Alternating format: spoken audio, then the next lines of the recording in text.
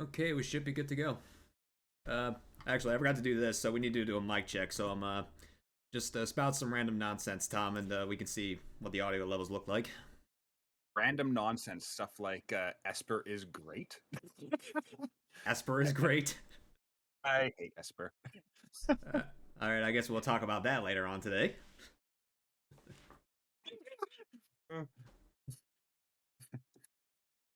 Okay, sounds okay. All right, okay, looks like we're doing good. All right, Mike's all right. Audio's good. Actually, I need to raise my camera a little bit. I don't know what's going on here. There we go. All right, you ready to get rolling, Tom? I am. All right. 1 second. All right. Ladies and gentlemen, boys and girls, and all the fellow pokeNERDS of the world, welcome to the pokeNERDS Incorporated podcast, a Pokemon exclusive podcast just for us pokeNERDS to sit down, relax, and get to know other fellow Pokemon content creators in the Pokemon community. I am your host, the Top Goon Spence of the Poke Network. And ladies and gentlemen, tonight we have another banger guest here, and this also keeps defining this season as the international season because this is the third Canadian we have had on the show since the season began. We opened up with Shine, and we had Cyber on the last podcast. Now we got this man here. If you don't know who this man is, this man has been in multiple Shiny Showdown challenges. He's been in both the Generation 1 and Gen 2 Shiny challenges, and overall is the best dragon trainer around. Ladies and gentlemen, as soon as the emotes stop popping off, say hi to DragonTamerTom. Me. Also, John, thank you so much for that raid, brother. Hope you have an amazing day. I mean, I've been on your stream all day, but I'm congrats on the Kangaskhan only run conquest. Jeez. Yeah, and also for those that don't know, Power Punch Blaze is the OG series starter guest. He was the first guest on the show. Very nice.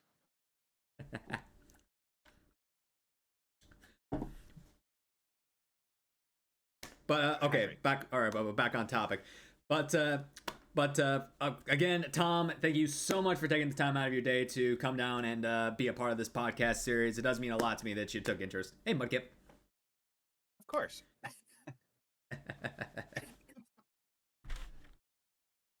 course. Like I said, I felt honored to have for you to have asked, anyways. So that's a huge honor, especially on the specific predecessor. Yeah, I mean it's an honor that people actually want to take part in this because people like you help make this show go. Because otherwise, no one would watch the show. Or should I say, this show wouldn't exist without the help of streamers like you and also the communities that come in to watch us, nerd out for a bit. Exactly. But yeah, guys, predecessor guess what we're talking about. For those of you that don't know, season 2 of pokeNERDS Incorporated is dedicated to the season 1 finale guest of last season, TheTrueTurbo, who unfortunately passed away late July. And for the season, not only are we, putting his face on the layout, we're getting a little farewell message, but as many guests as I can possibly get, we're going to be wearing bow ties, or at least having something in your presence that's wearing a bow tie, because Turbo was all about the bow ties, and I even got this for the season 1 finale, so this is going to stick with me for the rest of the series for all the podcasts. So excellent. But yeah, I mean, speaking of Turbo, I believe so far this season, you've been the guest that was the closest to him and his family. So far, I think so. Yeah, looking at the roster, yeah. I did mod for Turbo too, so that kind of helped. Okay, that actually I didn't know. So. Oh yeah, I see some names in the chat like Hyper and Cypher. They also did mod for Turbo as well. Oh, I actually didn't know that either. So. I mean, I've been around Turbo's channel. It's just that I didn't remember most of his mod squad. Well, that is totally fair. There's a few of us. Everyone should know my mods by now. If they don't, they should be shocked. This is very, very true. Okay. All right. Well. All right. So let's get back on the let's get to the show portion of this today. What am I even saying? All right. English is hard. Yeah, words are hard. But all right. So for the first thing, I like the guests to do is to give themselves an introduction. Just introduce yourself, explain what types of content you produce, and a retrospective of your Twitch journey, like when you started, as to where you are now. So just you have the floor, Tom. So when I first started streaming, it was in July, same day that Skyward Sword came out. Whatever, July 2021, I think that was. Yeah, I think what I first did was played Mario Kart with Turbo on a Friday night, right? Yeah, it was a Friday night. And yeah, it's honestly just taken off from there. I've seen so much love and support from so many different people, including yourself and Turbo, and so many other people I see in chat. And yeah, it's just phenomenal. But like, stuff that I play mostly is Nintendo based stuff. I usually play stuff, usually Pokemon, but I'm trying to branch out and do other stuff. Like tomorrow, I think I'm going to be playing Metroid. Yeah, Metroid. I'm trying to think of which game it was, but yeah, it's going to be a lot of fun and an amazing journey so far for sure. So yeah, I don't know what else to explain other than that. Well, you could say your name because you didn't say it yet. Oh, it is DragonTamerTom or Tom. Yeah, a little bit nervous, not gonna lie. Hey, it's all good, man. It's all good, man. But yeah, what got you into streaming in the first place? Well, what made you hit that live button for the first time?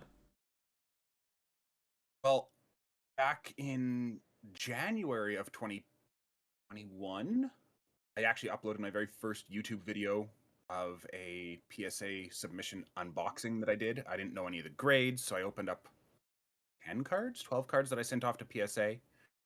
I uploaded that. Then I was trying to upload weekly onto YouTube, and then I was talking to other individuals like Turbo, and they all said, "Why don't you just try going live? It's not that difficult. Just try hitting that go live button." And I did that, and I was like, "It's fun. I'm gonna keep doing this." And that was what 2.5 years ago, roughly now, and I haven't looked back. I'm glad you didn't look back because we're glad to have you. Well, I'm glad to be here, as always. All right. For those of you in Tom's Corner who don't know who I am, allow me to formally introduce myself. My name is Spence, and this is the Poké Network. I like to put emphasis on the because I am the Poké Network. And you've been stuck with your chat now. We're both stuck with our chats, whether we like it or not. We're both stuck with our chats. Yeah, that is very true. But and I wouldn't turn. Oh, go ahead. I wouldn't have it any other way. Nor would I. But yeah, I like to classify myself as a variety Pokemon streamer because I stream all types of Pokemon content. I do shiny hunting, I do challenge runs whenever I get a chance to. I do Nuzlocke races, I do playthroughs. I'm trying to expand to Soul Links, but it's hard to find a right partner. But yeah. But I've always been a Pokemon fan ever since I was a kid, and I didn't really think about becoming a Pokemon content creator until about probably until about 2019, when I was just so like in depth with so many Pokemon content creators on YouTube and whatnot. I didn't really watch Twitch too much, but I was more watching in YouTube. But what got me mainly into streaming was my biggest inspiration for taking on the Twitch journey was actually M&J TV. I don't know if you know who he is. Yeah. Finally, somebody who actually knows who he is. Every time I say the question, like, no one knows who he is. Yeah. One of the videos that actually helped get me into shiny hunting specifically was when they found the full odds Venonat in their Let's Go. One of the things that helped me get into shiny hunting was probably his first encounter, Reshiram. I don't remember that one actually. Yeah. Like I think I was in one of his live stream chats when he still did live streams. Like a week after he did it, and I asked him like, what was your favorite shiny encounter before like that Reshiram? And it was like Gligar. So But yeah, but yeah, I actually emailed him, not expecting a response at all, but he actually responded to me. Like I didn't ask for much. I just asked for advice to get off the ground, and he did. So it was like super big for me. But the problem is I couldn't financially invest into streaming because I didn't have a PC. I didn't have a streaming laptop or a computer. Like I mean, I had my laptop, but I didn't have a streaming laptop, a PC, nothing. But then came the year we shall not say, and I took that money and I invested in my starter setup.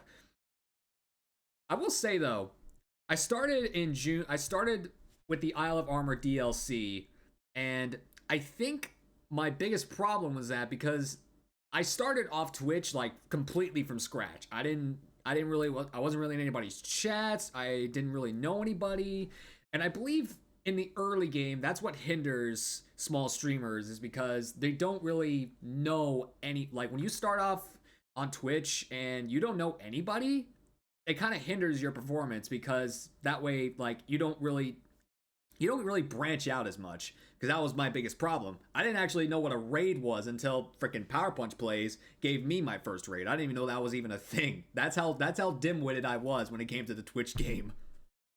Oh, yeah, that was definitely something that I guess I was very, very fortunate for, that I had so many different communities that I was already in, and they're like, "Hey, go live. We'll support you. We'll lurk." I was like, "Okay." I don't know what that means, but okay, let's go.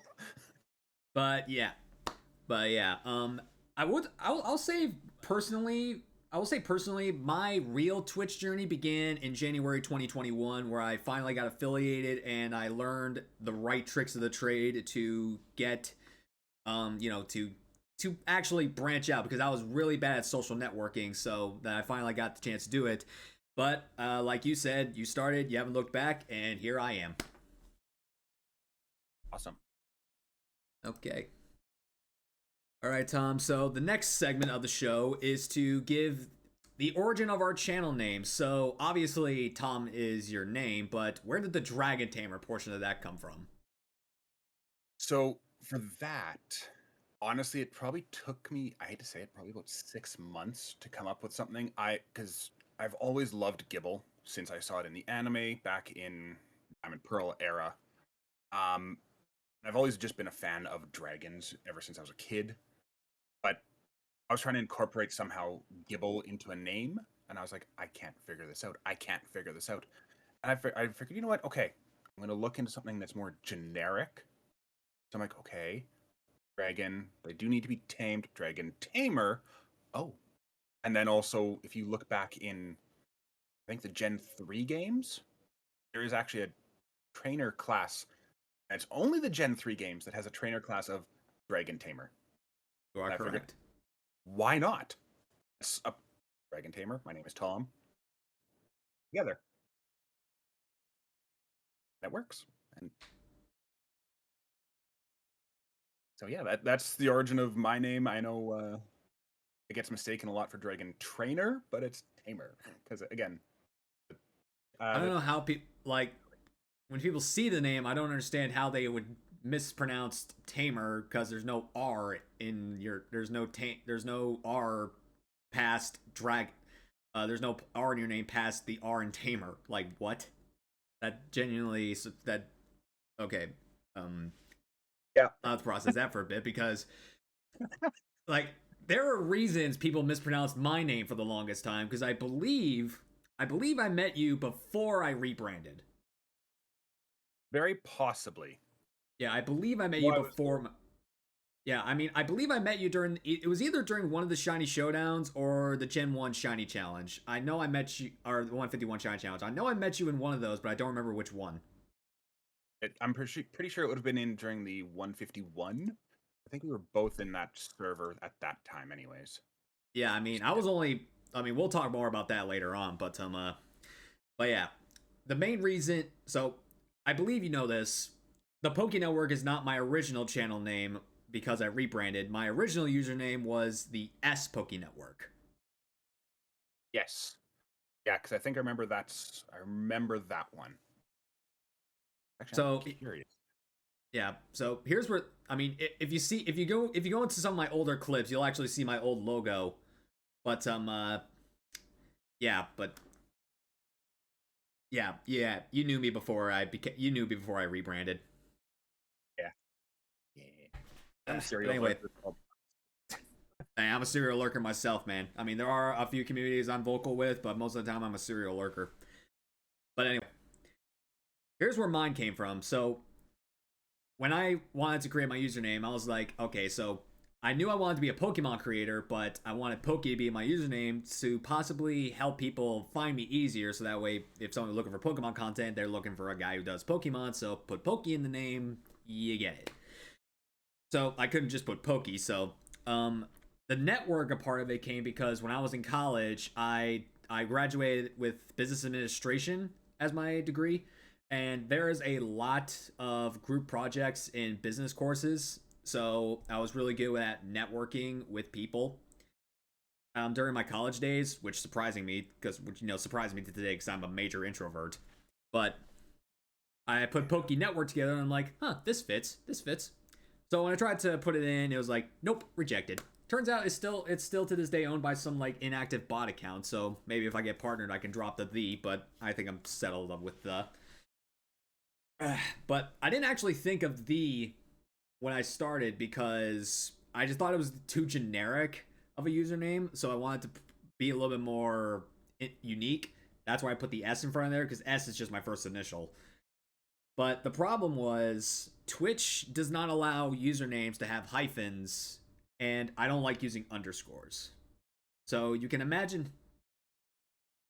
Go ahead. I just said yeah. Yeah, so you can imagine how many people have mispronounced my name over the near 2 years I had that username. I've been called Spoke Network, Spokey Network, S Poke. I've you can you can find some way to mispronounce that name and someone mispronounced it. It was like every time I hear it, I'd cringe because I was just so over it. So I bit the bullet, I rebranded, and it has been a positive change ever since. Because for first off, no one mispronounces my name anymore. But yeah, going from S to the, it's like I should have done that in the first place, but of course I didn't because I was just a noob. So anyway, that's where mine comes from. Nice. Aren't we all just noobs in some way, shape, or form? Yeah, like I'm a complete noob when it comes to variety games. Like one of my biggest hashtags around here is like hashtag not a variety gamer, and I suck at variety games. Yeah, which explains Yeah. why. Yeah, which explains why I kept dying at Little Nightmares over the past month. Yeah. Metroid's going to be interesting tomorrow. My Yeah. first playing Metroid game. I normally expand into variety content during special occasions or whenever somebody else makes me play it. Yeah, that's fair. That is definitely fair. I try to dabble into other games, but that's not always the case. Comfort game is usually always Pokemon. Yeah. After all, that's what I'm known for. But all right. All right, now that we got past the introduction portion, let's get on to what makes us pokeNERDS. Um, my stuff. My stuff too. But I digress. We're gonna pick your brain. But anyway, so I believe you just touched based on it. But is Gibble your favorite Pokemon? It is closely followed by my OG favorite since I I'm an old school fan that I've played since Red. Like when Red came out, I was playing it. So, aha. But yeah, that my OG favorite is Alakazam, and I know some of my followers and community members don't like this pop, but it sits on my desk. Um, yeah, so Gibble is the absolute favorite, closely followed by Alakazam, and then also Alolan Persian is up there too. I know you're joking with me. Yep. Yeah. I had to wiggle that in there somehow. Yeah, I know. I knew you were joking. That's why I didn't react too much. But Dang it. but yeah, why Gibble? I mean, why was Gibble? Why did Gibble jump from like why was Alakazam your favorite, and then it just took Gibble took the mantle? Honestly, just the anime. Just watching the anime, watching show. I just loved its persona and the way it acted in the show. And I was like, this thing is adorable. I need this thing. Um, I do have the Gibble plush, as you can see. When I saw them go back in stock at the Pokemon Center website, I definitely didn't drop everything I was working on at work just to order the plush. Gibble. My boy Mikey's got a question for you. Hey Tom, should Charizard be a Dragon type Pokemon? No, not at all. Because even its Japanese origin name is Lizardon. It's a lizard, not a dragon. It can get out. Yeah, it's Charizard that started the whole fire type Zodiac trend. Yeah, yeah. And then Coco kind of killed that. Wait, what killed that? Coco. Oh yeah, Fuecoco. Yeah, I'm in love with the Fuecoco. I've been Fuecoco Nation since day one. Yes. Yeah. As soon as I saw it on the trailer, I was like, "Oh, I need this. Yep, I I need needed to. this." Yep, I needed it too, and I did. I have two plushes of it, I think, somewhere in the sorry, bunch of plushes somewhere in there. Oh, Yeah, I need to get some more plushes myself. yeah, I got a lot. But yeah, I got the plush of my favorite too. He's sitting up there in the nerd cabinet. My main boy Obstagoon. Very nice. But yeah, Gene Simmons wannabe. believe it or not, Gene Simmons has nothing to do with why Obstagoon is my favorite. Don't get me wrong, I love some rock and roll, but it has nothing to do with Gene Simmons. Why it's my favorite is solely because when I first saw this thing, it jumped into my top 10 instantly based on looks. But you know, finally getting the chance to use it in Sword and Shield was one of the greatest joys of my first playthrough of Sword. Like, this thing is a monster when you set it up properly. You give it guts with a flame orb and give it facade. This thing is going to wreck everything. And obstruct is such a broken protect move that if you outspeed your opponent and he gets hit with obstruct, bam, it's going down instantly. Yep, 100%. And yeah, it's definitely a little bit broken in that aspect. And kind of glad it didn't make it into Scarlet and Violet just yet, because it would definitely have wrecked the VGC. I am praying on all things holy that at least Hoennian, Zigzagoon, and Linoon are in the games, which means I can transfer. That means hopefully I could transfer the Galarian ones in. Finally getting my boy Obstagoon back. He does not deserve to be locked in Sword and Shield. Yeah, because it wasn't in any other games, was it? It was just Sword and Shield. It's not in any other. No, he's locked. No, he's locked there. And Yeah. I'm so dissatisfied with that. He deserves more out there. He deserves to be more in other games. Please DLC. Please Indigo Disc. That we do have a release date for it though, which is always a good thing. Which we'll talk about later. Perfect. All right, so on to the topic of shiny Pokemon. Which one is your favorite and why? Obviously, it's shiny Garchomp, which does not change at all. No, this thing's terrible. Uh, honestly, I'd probably say a little bit of Rayquaza, Giratina, or Metagross, which typical ones, but they're just there. They're just amazing. Like I have the Mega shiny Rayquaza playmat right behind me. It like how is that not a gorgeous shiny? it's Then it's always Metagross. it's always the black shinies that really get to people, you know. Oh yeah. Oh for sure. I know a few other friendos. They love Greninja. They do like the Rayquaza. Everybody loves Metagross as well, but Yeah, me too. it's just that shine. It's just the unique change that they made, and yeah, it's just phenomenal. Yeah, well, speaking of my favorite, you actually said it a second ago because blacks, reds, grays, and blues are my favorite, and Shiny Greninja takes the mantle for all of that. Very nice. Yeah. Ooh. Yeah, I got this card from one of my mods.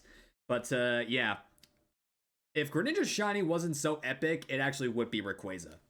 Because I can't resist that. I can't resist the Black Dragon. Plus, I'm a Gen 3 baby, so I have... I did not know you had a Rayquaza on your mic stand. I have a Rayquaza, Yanma, and Yanmega. I don't have They're all anything. zip-tied. I don't have anything on my mic, dude. My mic is... Hold on. If I can get it up here without wrecking the whole setup.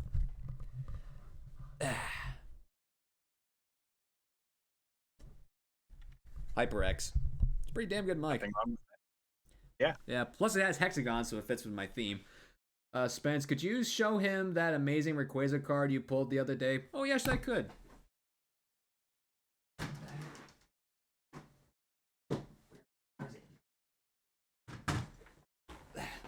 Alright, where did I put you? I believe you're the first card in here. And yep, here we go. Secret Rare Rayquaza EX. Ooh, I have. If I don't break. I mean, I believe this black classification is secret rare. I could be wrong. I think so. Oh, you got two of them. Japanese, and then the alt art, and then the one from X and Y, the Mega Rayquaza. Yeah, I got actually two other secret rares in here. I got Ice Rider Calyrex and Duraludon VMAX. Ooh. Yeah, but I think they're just buried in here. But anyway. I have all sorts of cards all over my desk, too. But yeah, speaking of cards, I went shopping. I did too, actually. Yeah, I got both. Oh, we got the same box. I got both of them. I have I have them both on order from my affiliate, but I went to GameStop and I got the promo. Yeah, I went to CM Games, the local game chain over here in Tennessee. It sucks because every time I go there, they're not playing Pokemon cards, and they're not playing Pokemon during their game nights. They're always playing Magic. That's fair. That is definitely fair. Yeah. But yeah, I'm actually a sub point away from opening up a pack of cards. So if we can get that point, I'll open up one of these boxes. Anyway. All right, but anyway, let's see. We did shiny Pokemon, and okay. So obviously, it's in your namesake. So why have dragons always been your number one go-to? They just have. I don't know why. They've just always been an absolute favorite of mine. I have a feeling you just pulled some magic right there, Tom. What? Oh, I just saw. It's not. Yeah, that wasn't Ritzel's, Bella, because Ritzel's takes credit for all her gifted subs. No. But anyway, I've always just loved dragons. I don't know why they've always appealed to me. They just have. I know on the other side of my room, when I was in England I was 12, I think it was, roughly. There was one of the shops that they had there that they had like replicas of dragon fossils and everything. So I got one, probably about that big. I'd say about 6 inches by 4 inches, and it's just a little dragon in like a fossil. Of course, it's fake, but still, it's really cool, and it just hangs by my door. Interesting. Well, I figured since you did that, and since you're the guest, we're gonna open up the Roaring Moon box. While I was waiting, I opened that up and I looked at the card list. I was like, "Oh my gosh, these are so good! Why is this going to get so much of my money?" I don't know. We'll see how much of the money I give it. I actually want to see this poster. I have a bunch of these posters all around my house. Oh, it's just all the typical pack art, which is really cool. Point's still valid. I don't know what it looks like, and I must see it. Got me also opening up. Killer! E. And it looks so sick. Oh yeah. Alright, I'll fix this later.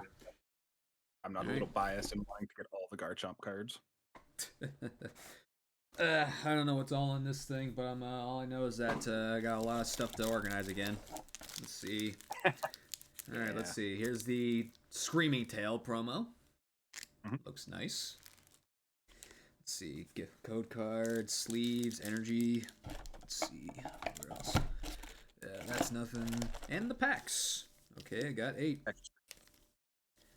Okay, what do you want? Let's see.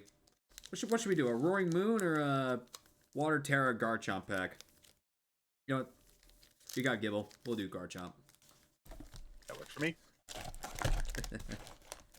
I also don't know where it is, but I have one of the giant Gibble plushes that GameStop was selling. Interesting. Probably 8 to 12 inches tall. A big boy. When Sweets was on the show, she actually had one of those giant, like, Spheo plushies that, you can actually sit on in her background. I never noticed until she said something. Oh, one of those. These are massive. Yeah, I think I think it was her husband wanted it, and they finally were able to get it, but I don't remember the full story. I'd have to go back and watch the show. All right, let's see. Pull one back, and let's see if the first pack gets us Killer Mon. And when it starts off with Dark Energy, which is actually my favorite type, which we'll get to in a minute. Wait. Oh, you open up one with me. Yep. All right, so I got Liepard, Yamask, Wimpod. What the hell is that? Surskit. I got Elekid. Whismer. I was gonna say Whimser. Flamigo, and we got Tinkatuff, Masquerain, Chantel. No, she was in the set. All right, Arbiter. Ancient Booster Energy Capsule. Ooh. I hate that thing. Is that the reverse? No, Garbodor. I hate Garbodor. Oh, technical TM evolution. All right, we got Cyclizar. Charcadet. I got my first. This is my first holo Gorgeist. Ooh, Wo-Chien. I got Doublade. Ooh. 1, 2, 3. Aegislash. Ooh, Iron Jugulas. I'll take it. Future. Yeah, you got the Dark type. I got the Ghost type. Oh yeah, I mean, hey, I got two of the evolution on the same sequence. Very nice. Ooh. All right, I'll take that. Is Hone Edge in the set? All right. I think. I hope it's better. PokeNERDS. What is your least favorite Gen 1 Pokemon? That's a tinker. Is one of... Go ahead. Oh, wait, Lickitung. Lickitung, no question. I'd have to say, just because it's so overrated, this is going to be a huge hot take. Charizard. Just because it's a hot take. And it's just so overrated. Lickitung so butt ass ugly. And that tongue is so cringy. I would take Lickitung over Charizard. And I hate to say it, talking about the shinies and going back to Charizard, they should have kept with the Gen 2 shiny for Charizard. Yeah, the purple would have just been so much more epic than that. Don't get me wrong, the black is amazing, but the purple would have just been better, I guess. I don't know how else to say it without sounding odd, but yeah, this would have been better, in my opinion. Gotta hydrate. Ice cap it is. Oh yeah.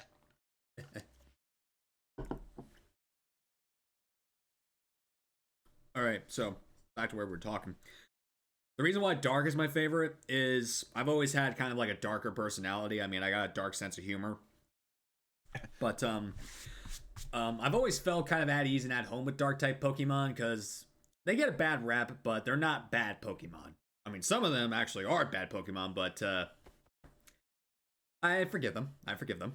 Except for one dark type. That one dark type can sounds a softie, don't let him lie to you. I'm only a softie to people that I care about.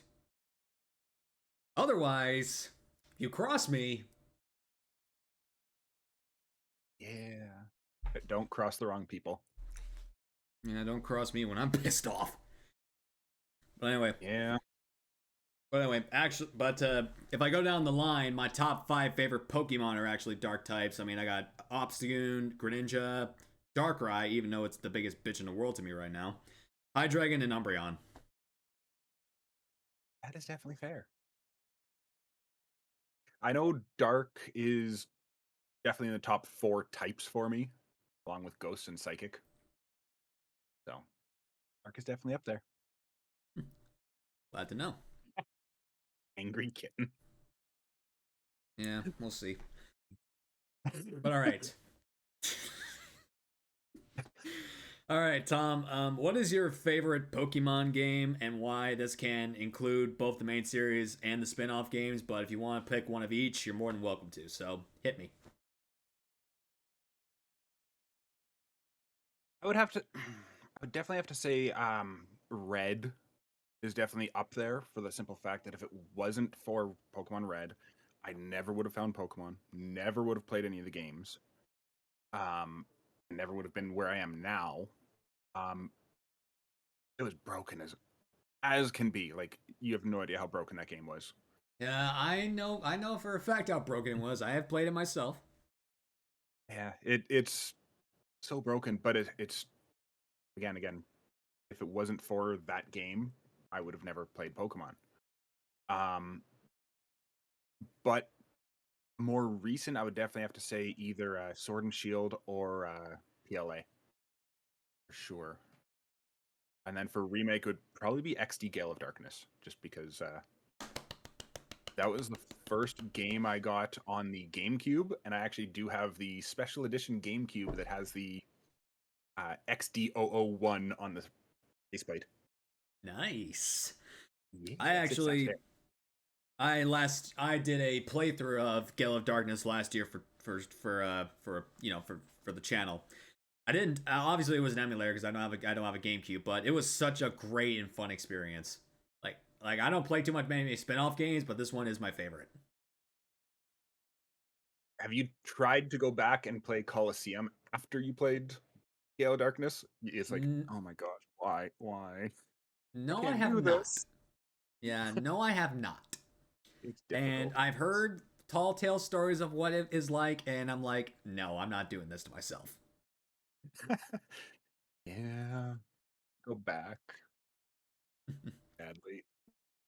But yeah, spin-off games, LXD is my favorite, but whenever somebody asks me what my favorite Pokemon game is, I have to tell them like I can't pinpoint it to one specific game. I have to give them 3 different games because there's different aspects of Pokemon that I like.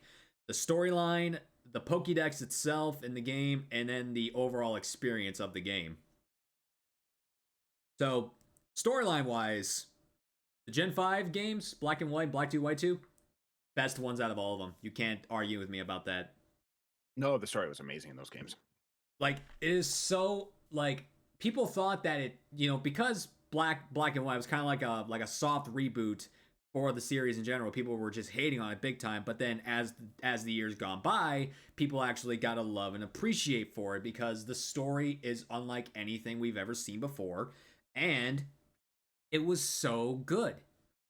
It's the most mature storyline of any main series game. And on top of that, Hugh in Black 2 White 2 is my favorite rival to this date. You can't deny me that because he's not out for any other agenda other than he's trying to rescue his sister's Purloin. So he's beating everybody up for righteous reasons. So he's like a tsundere. Which is fair. He's pissed off and he's always going after people, but he does it with best intentions. Yeah, that is definitely fair.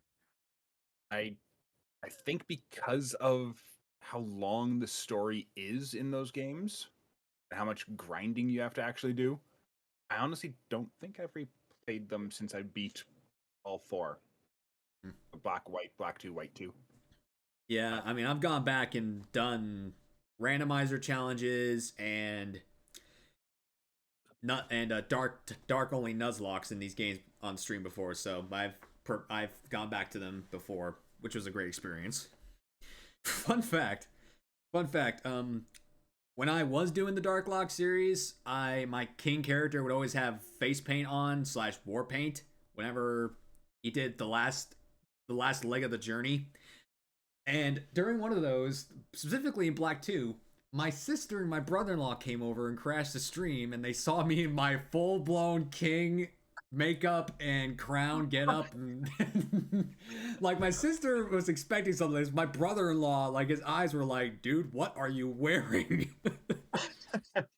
Yeah, that was like, there was one night I was streaming and I had my shiny Umbreon onesie on. I went out of my room and my mom was just like, "What are you wearing?" I'm like, "Don't worry about it. I'll explain it later."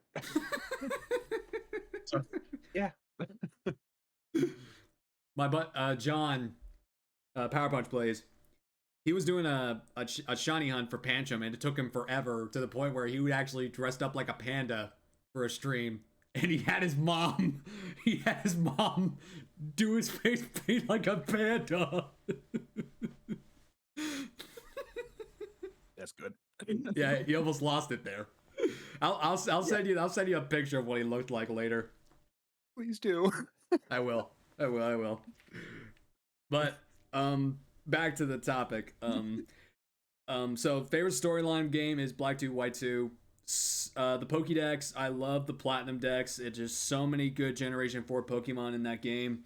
I love the legendary Dragon Trio. I love Arceus. I love Darkrai, even though I hate him right now. So many good Pokemon Generation 4. Yeah. But in terms of overall experience, my favorite game would still be hands down Heart Gold, Soul Silver. I didn't play the OG Gold, Silver, or Crystal, so it was my first experience with Gen 2. So it was such a really, really, really good experience for me. Having Pokemon follow you around, 2 regions, Red, Lance, it's just such a good remake. To this day, still the best remake. Even though Omega Ruby Alpha Sapphire was up there, even though I'm a Gen 3 baby, I still, in terms of remakes, Heart Gold Silver takes the mantle for me. Going back to what you said about never playing Gold, I still remember sitting on my couch when the night that Gold released, because I got it the night it released. I was playing it in my yellow Game Boy Color with the Gold Wormlight. I was playing with that on the couch for hours until the 2 AA batteries died. Wow. Yeah. I still have everything. The speaker just doesn't work on the Game Boy Color. I wish I kept one of my OG Game Boy Colors, but, time's passed on. I didn't realize how valuable they'd be in later years. Yeah. I have to replace the speaker, though. Somewhere over there. Yeah. But all right. Let's move on from love to hate. Now I want to know what you hate about Pokemon. So, what Pokemon is your least favorite and why? Esper. Yes. Why? Esper. Why is it Esper? I've been wondering for like 40 minutes, dude. Why is it Esper? Have you read its Pokédex entries? I vaguely remember its entries. It is terrifying. The fact that it has that much power and it doesn't know how to control it. Like, excuse me? No, thank you. Well, Snorlax literally causes famines in PLA, yet everybody still likes the big Chungus. Esper can cause so much havoc. What? It's just which Dex entry got to you? Well, it came out in Gen 6, so it's just, I'm going to pull it up. It's just terrifying. Nope. There we go. There it is, Bulbapedia. Perfect. Sorry. There it is. Waiting. It has enough. Why? It has enough psychic energy to blast everything within 300 feet of itself, but it has no control over its power. Ow! What? What? How is that not terrifying? Though Esper's, this is swords. Though Esper's expression never changes, behind that blank stare is an intense struggle to contain its devastating psychic power. So you hate it because it's a little psychic cat that can't control its power, but is there? Yes, That's it. There's nothing else. it is terrifying. Okay, this is the first time. Wait, what? It's a crunched up Esper card. Anytime I find Lickitung cards, I literally just rip them up in front of the camera. I don't care what type of card it is. I don't care if it's a full art, hollow, or whatnot. All tongues must die. First edition jungle Lickitung PSA 10. It will die. I will take my katana to it, and it will cease to exist. Oh no. But this is the first time in pokeNERDS history where someone hates a Pokemon solely based on dex entries, nothing else. Like, I prefer Bruxish to this thing. Oh, that's gonna stir the pot. There's a lot of people who hate that thing. So take that much hate for Bruxish, and I hate Esper that much more. But I sorry to tell you this, Tom, but my hatred for my least favorite, which you said previously, doesn't even compare to you. Sorry, buddy. Sorry, buddy. Yeah. But yeah. If you've been around here long enough, you'll know for me, it's a Alolan Persian. Despite the fact it's a Dark-type Pokemon, this thing is the most butt-ass ugly Pokemon to ever exist, and that's saying something because we have Pokemon that are literally based on piles of garbage. You have one pile of sludge evolves into another bigger pile of sludge with an angry face. We have a makeshift Pokeball that has a face, and then as it evolves, it goes upside down and gets bigger. Yeah. But the biggest reason why I hate this thing is because before Piers and Marnie were a thing, the closest thing we ever got to a Dark-type gym leader was Nanu, the Kahuna of Ulu Island. And of course, you know, being the third Kahuna, his team's not going to be the best. But I mean, a Croc Rock and a Sableye were fine. But then all of a sudden, this stupid watermelon-faced cat walks in as his ace, and I'm like, you gotta be kidding me! He could have just used a Alolan Muck. I mean, yes, it would have been a little bit underleveled, but he still could have used a Alolan Muck. Fun fact: the only two new Dark-type Pokemon that were introduced in Gen 7 that were not Alolan forms was Incineroar and Guzzlord. Yep. Yeah. But, yeah. Biggest slap to the face for all Dark-type fans out there. They made up for it with Piers and Marnie. But at the time, no. Absolutely not. Fuck that cat. Punt it to the sun. Let its head explode on the way to the sun, and then let its fur coat incinerate and just turn into ashes in the sun. I don't endorse animal cruelty, but this is a Pokemon, not an animal. Yeah. Again, strap Esper to it and let them take off together. Yeah, let's do that. Punt the kitties. Not my kitties. I love my kitties.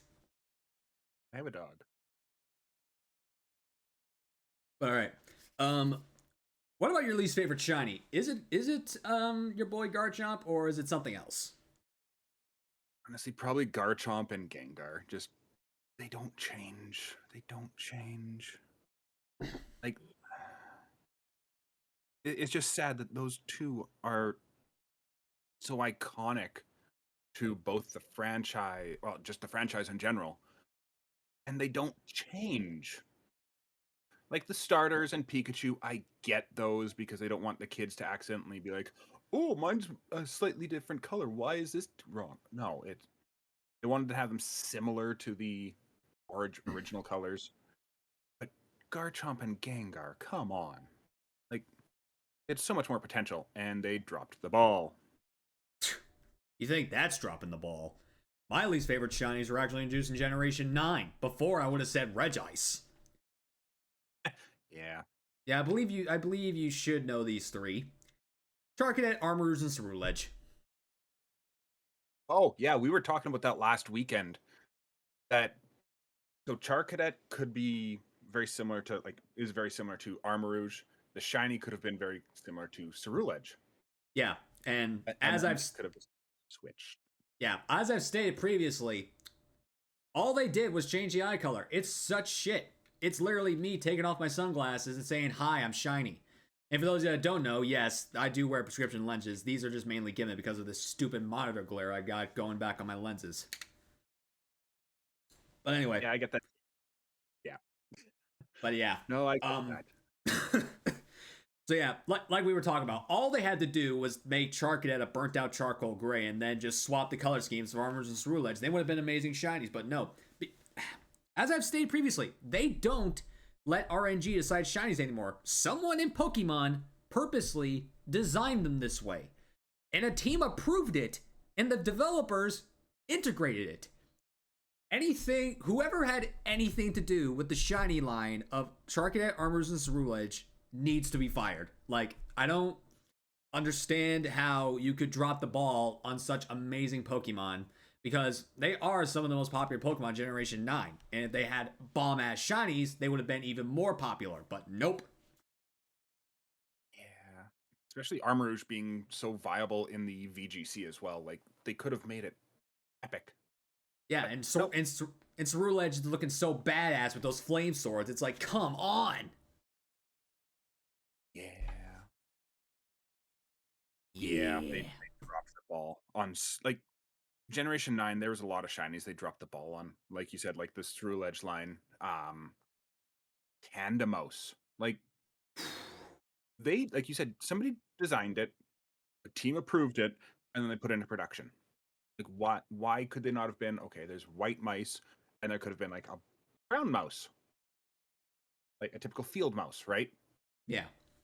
But nope. It goes from blue pants to yellow pants. I think it's like a tannish pants. Or vice versa. Like, what? It's like a faint blue to a faint tan. But yeah, there's such ludicrous shinies in Generation 9. Whenever they do Gen 10, they better ump the shiny game. Otherwise, people are going to be pissed. Oh yeah, people will be pissed, but they'll still buy it. Well, of course they'll still buy it. It's Pokemon. I mean, despite all the bugs in Generation 9, we still play the games anyway. Yeah, that is very, very true. Alright, well. Out of all the types we got in Pokemon, because there's only 18, which one has caused you the most discomfort, or which one do you hate the most? Fairy. Fairy, yes, finally. Not because it's OP against dragons, but Generation 6, Pokemon had been around for 15 years-ish at that point? Give or take. Why did they have to introduce it so late? Like, if they introduced it in Gen 3, not a problem. But 15 years after the origin? Like, what? I mean, it was a 4-generation gap, because we got Dark and Steel in Gen 2, and then in Gen 6 we get Fairy. It's like, what? Why the big generation gap? Like, Steel is good for the fact that it resists so many types. Mm-hmm. But, like, why did they have to introduce Fairy so much later? And then put so many Pokemon that didn't need to be Fairy type. To this day, I keep saying that Granbull and Snubbull have nothing to do with Fairy type Pokemon. Yeah, I've been waiting for this topic to come up. Look. Yes, I already know. My episode 3, season 2, Tiny Tina. She waited months to tell me on the show that the classification for those two is Fairy Pokemon. Yep. And I never knew. Here we are roasting these guys about why they shouldn't be Fairy types. The whole time they had a classification called Fairy Pokemon. Still doesn't make any sense though. That is the one that I fully understand, but like Mr. Mime, why did that have to be a fairy? I think it was. I think it was because of the, I don't know, mystical side of the mimes. Because obviously, I think also I think most of the time it's just because this Pokemon's pink. Let's make it fairy. So in that fact, why didn't they put like Mew as a fairy as well? Who knows? Probably because they wanted like the newer Pokemon to be. They probably wanted the newer Pokemon, newer legendaries to be fairy types, and not like any older legendary Pokemon be fairy type. Because honestly, if Mew got the fairy type, it'd be even more broken than it already is. That is definitely fair. It would open up a lot more weaknesses for it, though, too.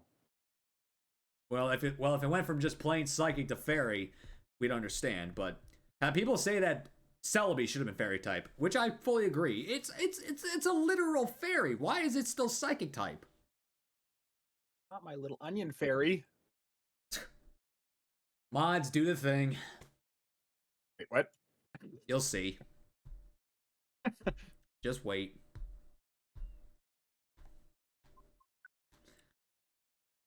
I love. Yeah, the fairy typing is just they didn't need that. They didn't need it at all. But yet, I mean, yeah, I'm like I fully agree on you with the fairy type. I mean, again, one of the biggest reasons for me personally is that's what I was waiting for. Bonk, bonk, bonk, bonk, bonk. Bonk, bonk, bonk, bonk, bonk. Bonk, bonk, bonk, bonk, bonk. the good old onion fairy. Hold on. Allow me to be unprofessional here for a minute. You need to see this because these guys pranked me big time. Pranking is fun. This isn't fun. They sent me a fucking chocolate covered onion, dude. As long as you didn't take a big bite out of it, then we're I good. can't. It has the skin on. I can't eat. I can't take a bite out of this. I get sick. Oh no. Professional?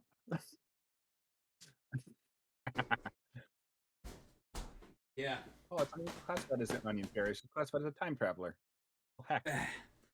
I mean, time traveling, it could be a part of all fairiness or whatnot. Fairies can time travel. For me, Yeah.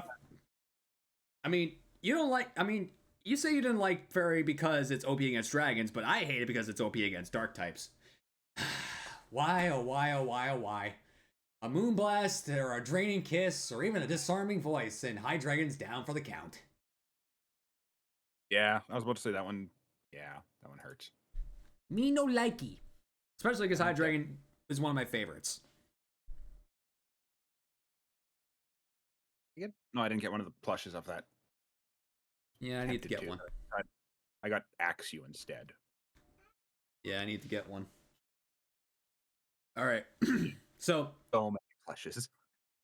yeah, I can already see that. I mainly got like puzzles and nerd cabinet stuff. But anyway. Jeez, what the hell? All right, so which Pokemon game did you least enjoy? It could be anything. It could be the mobile games, the spin-off games, main series. Which Pokemon game were you like, nah, never again? Honestly, this might be a bit of a hot take for some people, but Pearl. So generation like Diamond and Pearl. Not because the game was bad. I loved Platinum. But for the simple fact that when I was growing up, all my friends and we played Generation 1, we played Generation 2. Some of us played Generation 3, but by the time Diamond and Pearl came out, there was nothing. Like, I was the only one. And I was like, okay, this isn't as fun. And then when Platinum came out, I had some more friends that played Pokemon again. So it was just Diamond and Pearl, those two games that it's not because, again, not because I hated them, but just because of the emotional standpoint of them, that is just, they're not my favorite because that comes back. So when BDSP was announced, even though it was just strictly a reskin essentially. I was like, I'm gonna love this. Why? Because I have a community and friends to play with again, like I did when I was a kid. So, as much hate as BDSP gets, I really love that. I really love those games. Like, I don't hate BDSP. I hate Ilka for for screwing up what should have been an amazing remake, but instead, like you said, a reskin is more suited as a suited title name. Oh, 100%. Yeah, I still will say to this day, I will protest and I will boycott if Ilka has anything to do with the main go around or like the main processing of the Gen 5 remakes. I will not play them. I refuse to I have such a high respect for Generation 5 that I refuse to play anything that that tainted company does with Pokemon. They had a little bit to do with Scarlet and Violet, but they weren't like the biggest they weren't the biggest like contributor to the game, unlike BDSP. Yeah. I still believe that what happened is the Pokemon Company and Game Freak were so focused on PLA that they're just like, you know what, Ilka, here you go.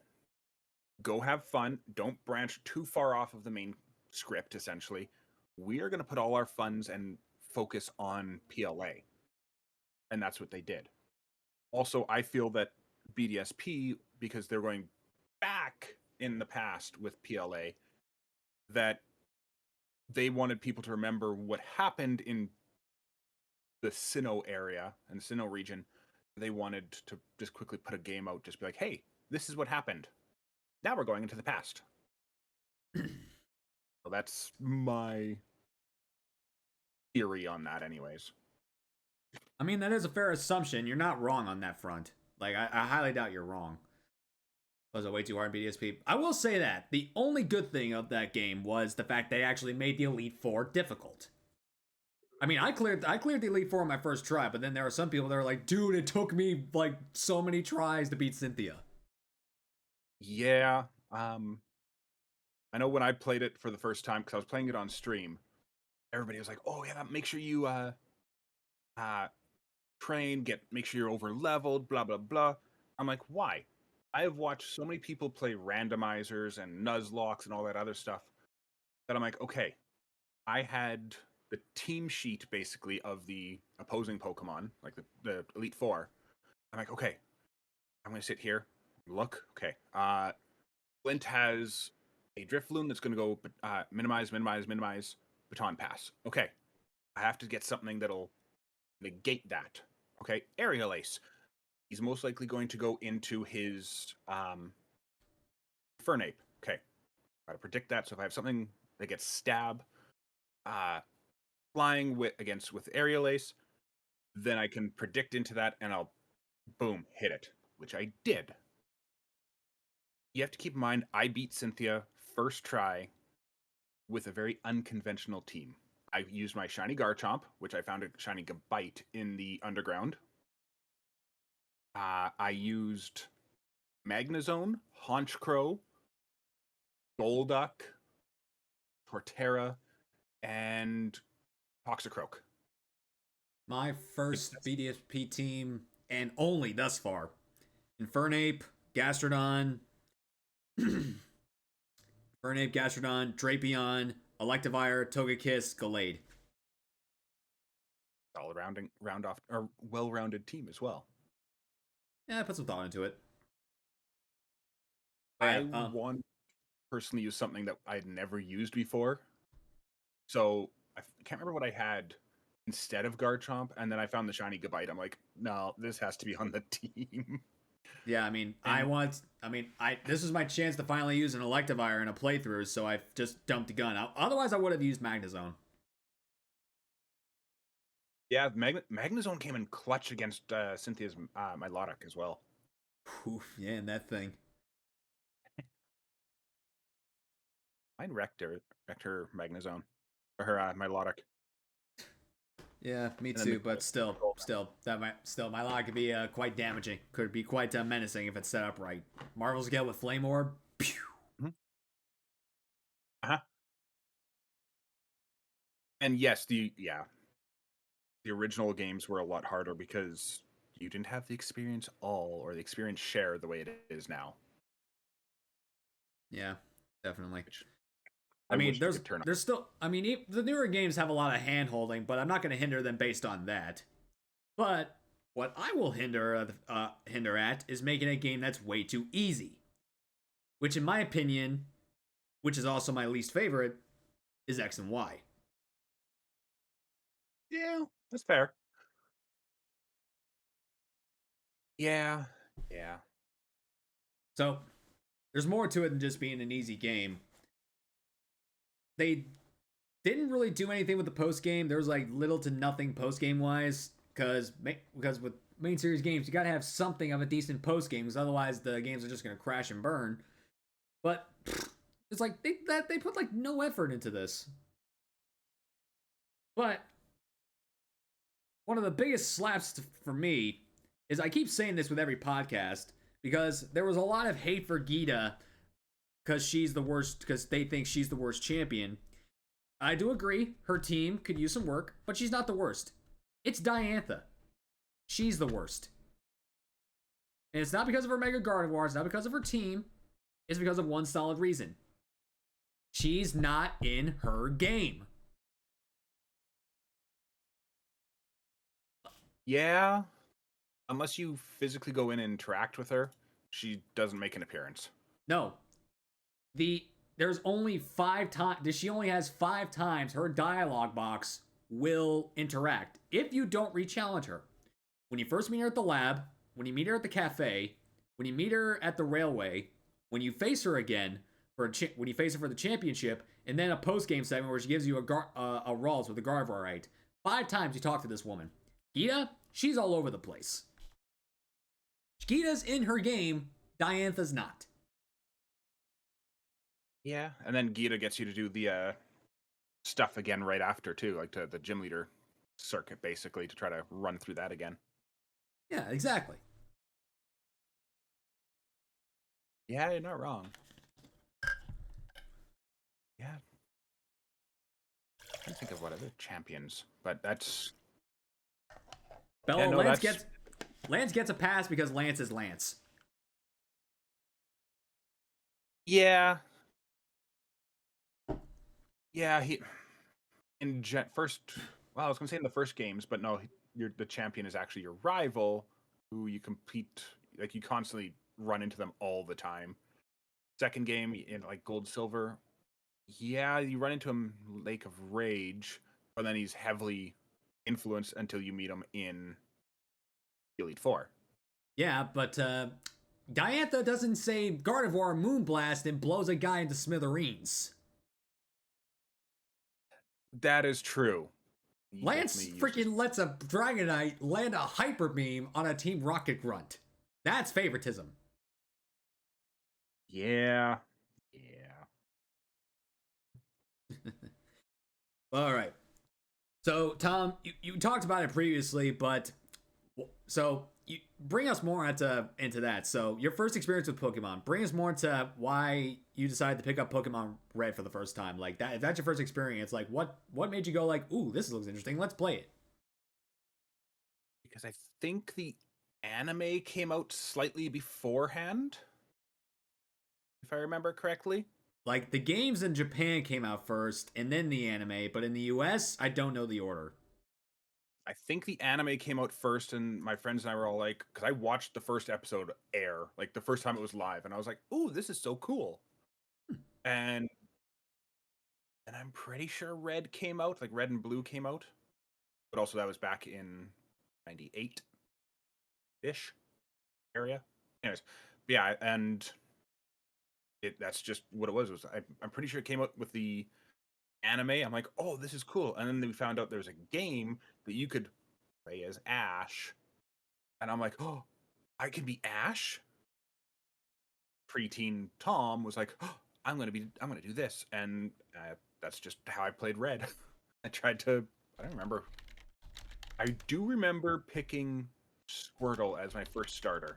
Other than that, I don't recall anything else.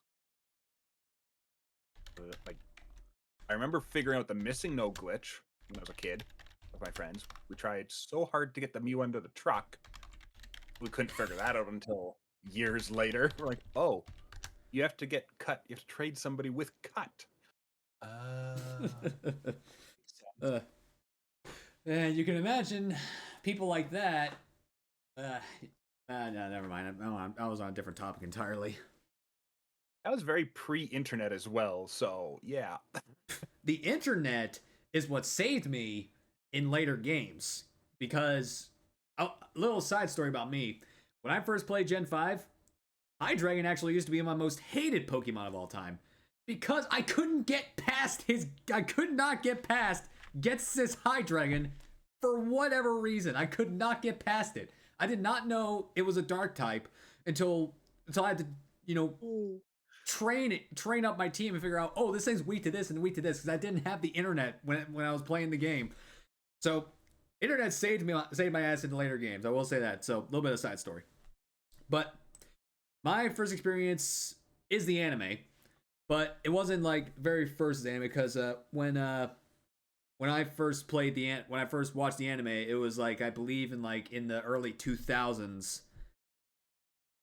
Because I mean, of course, I'm only 26. I'm actually going to be turning 27 in 2 weeks. Ooh. I remember being that age.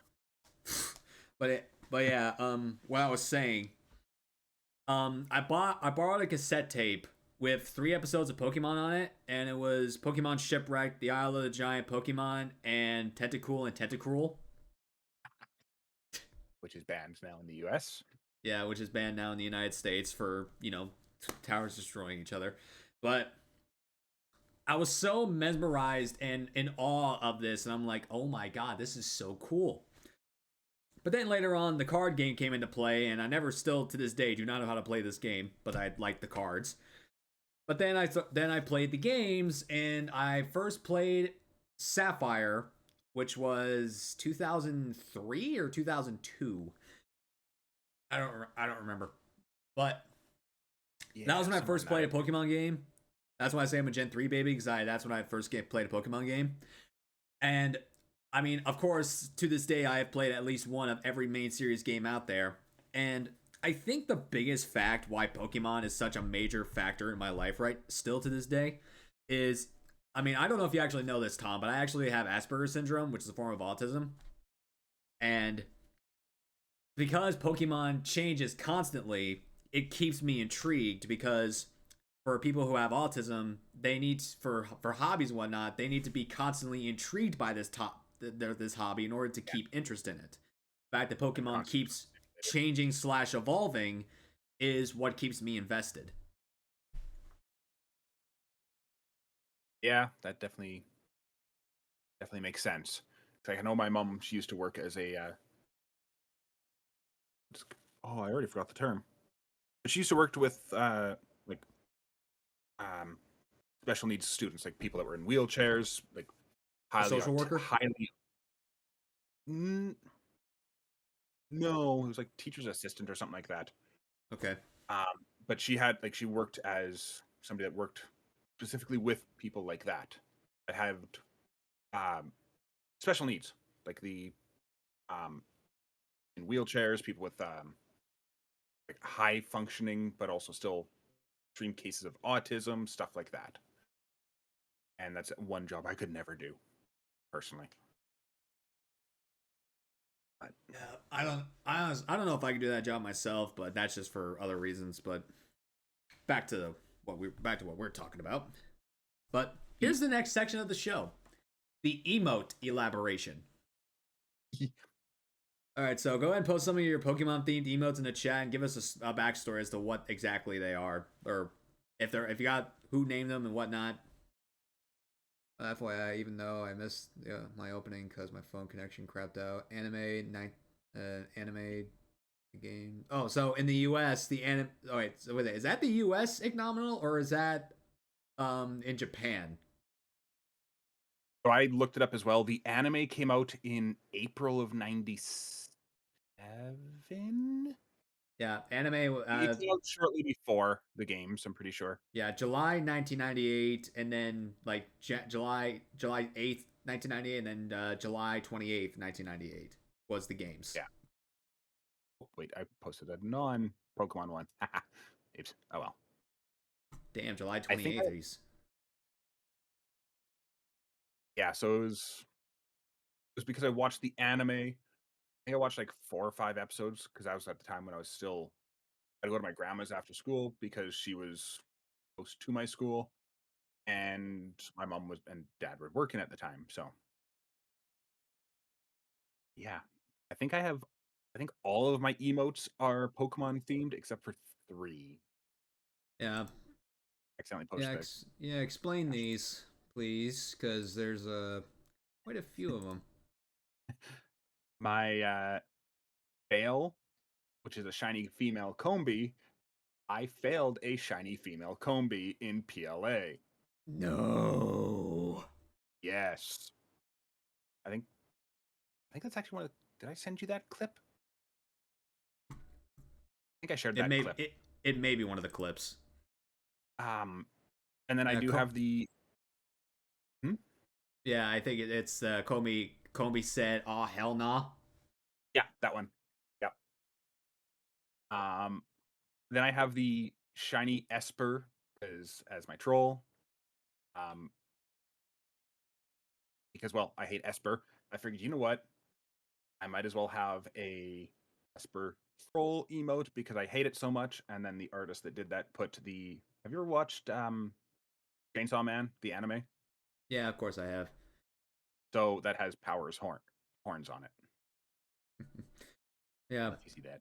To me, one of the cringiest moments in that anime was like the very last episode where like at least in the dub, where the guy goes there, Chainsaw Man goes like, "You put the dick in predictable." It went for my head like a dipshit. I laughed so hard at that though. I mean, yeah, it's a little bit cringy, but still, you laugh at it. Yeah. Yeah, so I got the shiny variant and the regular variant, as well as for the Gibble Cry, which is shiny variant and non-shiny variant. There's my Lurk emote, which is supposed to be a Gibble Mimikyu. Instead of Pikachu's head, it is Gibble. Yeah, I was wondering what that was supposed to be themed off because I didn't look like I was confused for a moment. It is honestly, I was very excited when I saw them make that one, as well as the Alakazip or Alasip, which is just a Alakazam holding a juice box with its spoons above its head. I'm planning on getting one with a. I'm planning on getting like a sip emo with like a Alolan Vulpix, kind of like a chill out thing, chill out, Ooh. I can have definitely drinks, chill out. refer somebody to you for that. Yeah, I need. Those were all, Yeah, I need to jump the ball on getting stuff rolling. yeah, those were all created by the same individual, same artist, which is amazing. Then I have my hype, the Rowlet, the Oshawott, Chespin, Mudkip, Totodile, all the starters all came from. I don't know if you know who they are, but that was Jarvis. I've heard of that artist, but I have never worked with them. They did a lot of Turbo's emotes as well. I see. Hype one was a custom one. All the starters were basically off their Etsy shop. You could buy a pack of them for a certain amount. The Gibble Tap was by one artist because it's just Gibble, and I was like, I need a tap emote. They're like, okay, here you go. I'm like, that was quick. They're like, yeah, it just took me like 5 minutes. I'm like, how much do I owe you? They're like, don't worry about it. I'm like, okay. Hey, at least he And was then the Gibble modest. Spin. Oh, exactly, 100%. And then there's the Gibble Spin. We will always call it Gibble Spin because I don't want it to be bopped because it is amazing and hilarious. Yeah, it's a little bit funny. I think that is all of them, actually. Okay. Yes, exactly, Cypher. Yeah, that's I think that's all of them. All right. Well, Yeah, those are all my Pokemon themed ones, anyways. all right. Here are mine. Yeah. All right. So most of these were created by Sunny and Video Game Shay, but then there are a few that are based off of a Fiverr designer, which I do not remember who they are. But anyway, so I got my two main Pokemon animated emotes are Giggle and Ban.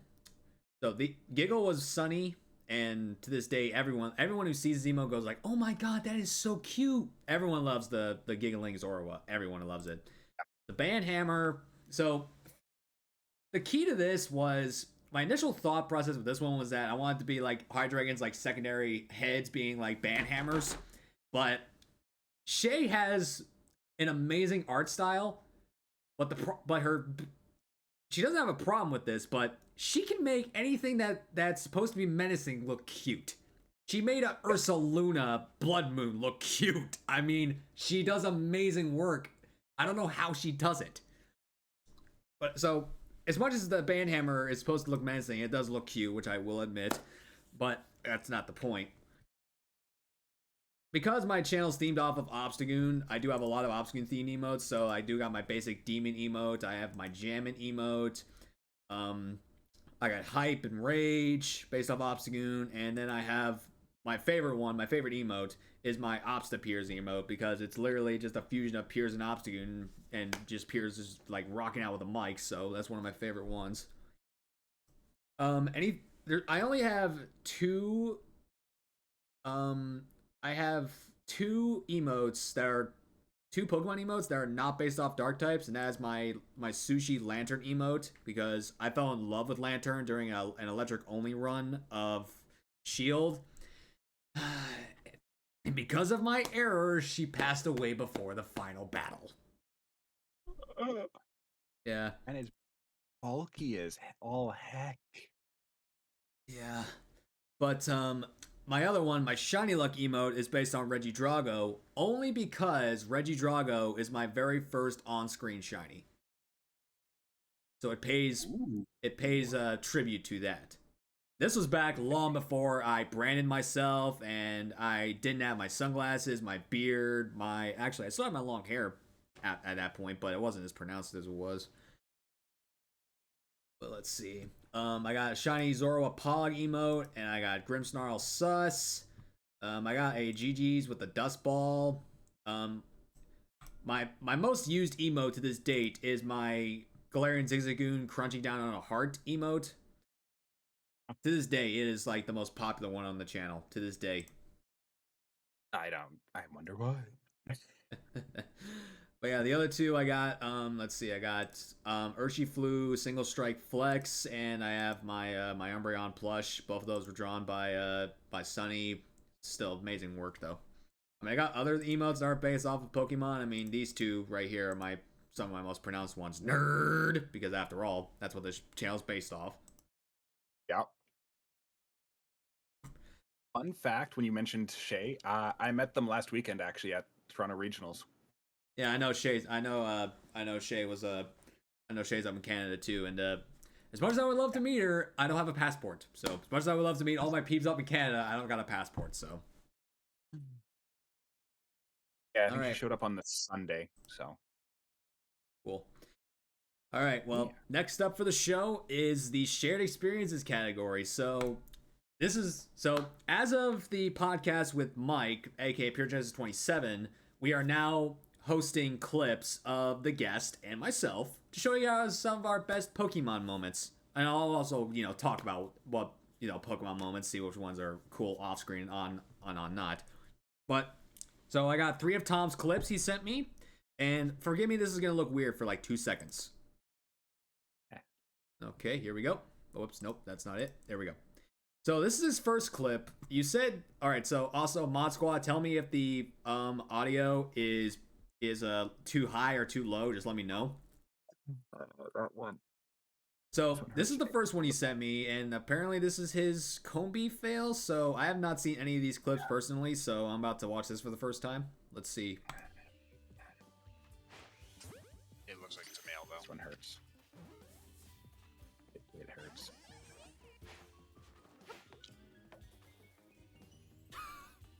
Your face. Wait, hold on. Hold on. Oh, that was female. Ouch. Yeah. Yeah. I wasn't 100% sure, so I know when I edited that for my TikTok, I was like, I had to go back. I went frame by frame to look, and I saw that its face was there, and I was just like, it's female. I was luckily home alone, and I just yelled because I was so mad that it looks like got away. But for the 251, I got redemption. So for like the 251 challenge, I didn't get anything for the to contribute for the Sinnoh or the Johto decks. However, Well, actually, I got my redemption, so I don't care. well, it works. It was that was the Gen 2 shiny challenge. Yes. It's good. I got 151 was unique in itself, but yeah, we were talking about 151. But speaking of 151, yeah, that clip's coming up. Fun fact, guys, DragonTamerTom is part of the 151 record, and his entry will be shown in a bit. But let's see what this is. This was Wednesday. Oh well. Wait, what? This was just like this past Wednesday. Oh, really? Oh, brand new clip. Okay. Yeah. Let's see. Yeah, like I said, I don't play Magic either, so I don't know. I was Holy shit! playing it right after. I'm quitting. Oh, guys. Holy shit. Stops everything. Shiny Totodile. Yep. So when I looked on my end, there was probably about 10 seconds left in that DA. I canceled 10 seconds left. I was like, I feel so bad for that guy. But shiny Totodile. Well, to be fair, when I get Darkrai, here's what I'm doing if I ever find that fucker. I am stopping everything. I'm changing over screens. I'm going to blast the ever-living fuck about it on Twitter, Discord, wherever I can. And for the next 30 minutes, I'm just going to sit there and soak in the fact that I finally got Darkrai. So everyone who could say, where are you going to find Darkrai? Are you going to find Darkrai? Did you find Darkrai yet? You guys can get in here and then shut your damn mouths. Yeah. Hey, wait, before the next clip, you got a question. Hey, Tom, have you seen the Wave 6 trailer for Mario Kart? And yes, I know this isn't a Pokemon question. I have not, but I have heard lots of hype about it. I know just this past week has been very, very hectic for me. But yeah, I'm probably gonna watch it after, like, later tonight before I go to bed. I haven't watched that. I know but there's another couple characters. Again, I don't want to say any spoilers, but I know there's some of the OGs from like other N64 games in there. So yeah. I have not. All right, so his next clip is his entry for the 151 record. He found Doduo. Something that everybody hates because it's green. Hey, dude, my shiny was green. But everybody hates on them because they're like, what's this shit green shiny? They just crash, blah, blah, blah. I'm like, shut up, I love Doduo. If I could get the cutie, I would, but hey, I used to shit on Dragonite, but now it's one of my favorite shinies based off of this. Yeah. All right, hold on. Let's just play the clip. Guys, somebody please. Somebody please. Wait till I catch it to clip it, please. Somebody, guys. Stinky Doduo getting in the way. Guys, Kenny. Dude, go get it. Yeah. You look so excited. I was so scared that it was going to run away. And then what was really funny is I proceeded to go and get Venomoth as This is well. very difficult because I'm not used to using two controllers like this. Yeah, but I think to put as many names on the record as possible. Wait till I catch it, please. Oh my gosh. This is so quick. Yes! Let's go! Yes! Let's go! Yes! Yeah, got it. All right, that's amazing. So, we'll just post mine right away because I was only playing for 2 hours, dude, and I got one of the best reactions of the series. Like, I'm not trying to toot my own horn. Nerd Out themselves highlighted this clip on their Twitter channel. All right, so also this is the Dragonite that I keep talking about. You're about to see it for the first time for the show. Weird. As you can see, green little tootsies peering in the top corner there, but I didn't notice until literally the last second before it flew away. Oh yeah, you see the sparkles. Holy crap! Shiny Dragonite! Yeah! Oh, because you were going for the male Nidoran too, weren't you? Yeah, I was going for the male Nidoran because I had good history with it. But then all of a sudden, the giant green dragon pops up. What's up, that shiny Dragonite? And it was a tiny one too. Oh. Now, this clip doesn't feature the catch, but I did master ball it because I was not losing this thing. I would not blame you. I was hanging out in, can't remember whose stream it was, about a month or a couple months ago, and they failed a shiny Dragonite. Ouch! It ran away. I don't know if that Dragonite popped up before mine did, but if like I don't know, like it was literally less than 2 hours into the event and I found it because the timestamp we still had 22 hours, 43 minutes, and 44 seconds. Yeah, I think my Doduo was like 45 minutes in, which I was like, oh, good, I'm gonna be in a book. Speaking of that, do you actually have your certificates for the event, or did you not buy them? I do. They're in my display cabinet actually right now with all my models and yeah, mine are cards. actually mine are hanging on the background. They still have my old name too. Oh, really? Yeah, I mean, I bought them when I was still the pokeNERDS, so it's a little. I guess you could say it's a little tribute to never forget where you come from. That is very true. You might be able to still get them. I mean, I think I can, but I don't want to spend like another like hundred some dollars trying to get ones with my new name on it because technically I didn't get them as this guy. I got him as the other guy. That is very true. That is very, very true. Which is going to be confusing because I kind of have to put pokeNERDS / the pokeNERDS when I get the ones for Tyranitar. That's right. I forgot you got T-Tar. Yeah, well, technically I got the Larvitar, but Nomi's was claiming Larvitar because that's what we all agreed on. So I went for I evolved into Tyranitar, which is fair. Yeah, which I fully accepted. I mean, if we ever get around to the Gen 4 challenge, Nomi and I are gonna have to fight because I'm now the pseudo collector of this series, and that's a pseudo, and her favorite's Garchomp. Yeah, I'd probably settle with Gabite. Personally, I would probably settle for claiming as many dark types as possible. Or I would probably throw hands for Gibble. All right, so this one happened. This is the first time I formally streamed for Week of Legends, and of course, I'm hunting 2 legendaries. And guess which one popped up first? Darkrai. No. Oh my god! Yo!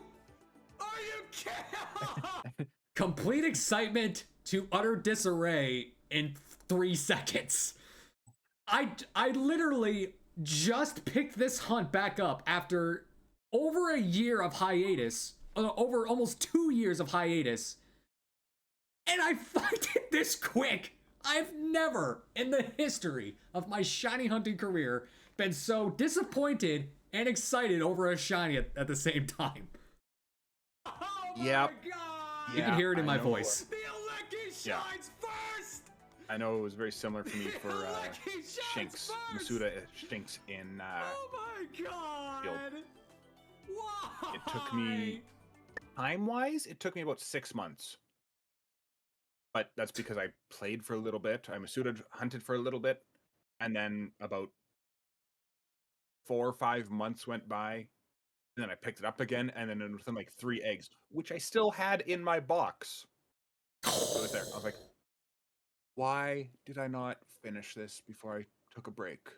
That's a lesson for everybody. Finish your eggs before you take a pause.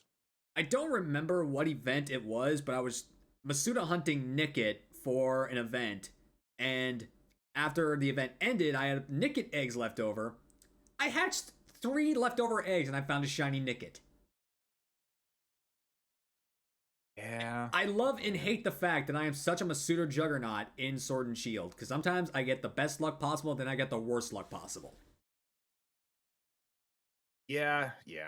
I get a lot of that as well. I know my shiny luck for Masuda is kind of cracked. I got a Grookey in 7 eggs in Shield. Actually, I got all 3 starters combined less than odds. I got... Jeez, I don't want to go back to Squirtle, but I found a Bulbasaur in 2 eggs. I'm not gonna, it's not one of my featured clips today, but I did find a Bulbasaur in 2 eggs. I'll probably do it next week. Or I'll do it the next podcast, but Bulbasaur in 2 eggs. But anyway, let's finish this clip. Oh my god, why does the Alecki shine first? I don't have a target after this. Oh my. Afterwards, I settled for Verizon. Now, yeah, but my power went out, and I was like, actually, I believe, yeah, that was actually the day Turbo passed away. Ah. Well, at least the day that we got the news that Turbo passed. Yeah, that was a. Yeah, it's like I mean, I could have gone back live after my power came back on, but then I was like, after I got the news, I was like, no, I can't do it. I can't do it. Yeah. I mean, I didn't even stream. I don't think I streamed for like another 2 days after that. Yeah, I don't blame you. It was definitely a tough one. Yeah, it was a really big hit. And it wasn't just for individuals, it was for the whole Pokemon community in general. I know. I mean, geez. I mean, we never I remember one of my people, Alexis, telling me what happened, but then like I have to like go back and I have to like try to find some form of social media is like saying that this actually did happen, but then it wasn't until Pokehaven formally announced the news is where everyone knew what happened. Yeah. Yeah. May I share a little bit about what happened with that on my end? Go ahead. Might be a little bit too much of a tearjerker. Go ahead. So the Friday night, I was streaming, and I saw, like, it was like probably 12 o'clock my time, so it was like 1 o'clock for Mama Turbo, and I look at, I have stream avatars up, and I saw Mama Turbo's avatar pop in. I'm like, thinking to myself, okay, that's a little bit odd that she's on it this time. Well, whatever. Maybe she just has one of the, like, my video or my stream up for Turbo to watch, for her to just hang out with, whatever the case may be. I came along and then was like, okay, didn't think anything of it. She was there for probably about 20 minutes. Her avatar was. Ended stream, went to bed. Woke up to a phone call Saturday morning from Mama Turbo. As soon as I saw phone call, I was like, it happened. And that was definitely one of the hardest phone calls I've ever had to take. So that was not a fun way to wake up at all. I mean, hell, I actually haven't revealed this yet because I kind of kept keeping this private. But the other day on Halloween when I was streaming, like I got a call from my brother-in-law who got a call from my brother-in-law was calling me about he wanted me to tell me for my sister, who was busy at the time, that my aunt called her because she doesn't want to talk to me, that my mom was in critical care in the ICU and unresponsive. I mean, I don't have a very close relationship with my mother anymore, but the fact that they tried to keep me out of the loop was like, yeah, like, don't do that to me. I don't care what I've told you in the past about don't contact me about her, but like if she's like on her deathbed, like come on, dude. It's still your mother, right? Yeah. I mean, yeah, I don't have a close relationship with her anymore, but it's still my mom. Yeah, exactly. But all right, so back to the show. So this is one of my this clip here is it's not one of my most epic, but it is one of my most humiliating because this is the hardest I have ever failed a shiny reaction. Like you don't like people fail shinies, I failed the reaction. Oh, I could have sent you one of those. Yeah, well, watch this.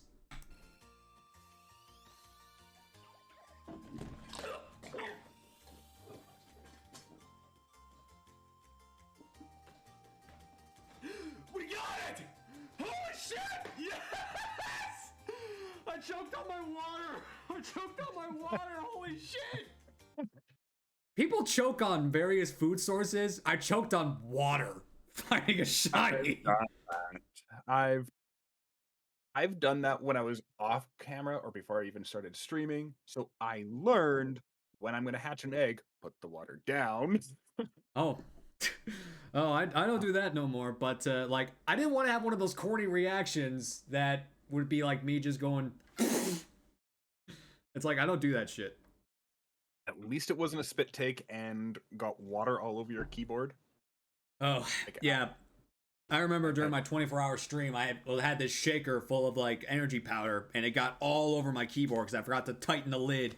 And the day after the stream, I had to throw away the keyboard because it just got too sticky. Oh no. I mean, it was a good. I mean, I only used one of those. I only used like a Walmart Logitech keyboard, but it was still my keyboard. Yeah. Yeah. But yeah, that's that's that. Oh. But so we're off the like the Twitch stuff. But are there any like you just said you actually met video game Shay and various others when you went to the Toronto regionals? But are there any other moments you could think of regarding Pokemon that were like, oh, this is a really good moment to mention, or a good moment to reminisce? Honestly, I can't even think of anything at the moment. Well, then tell us what.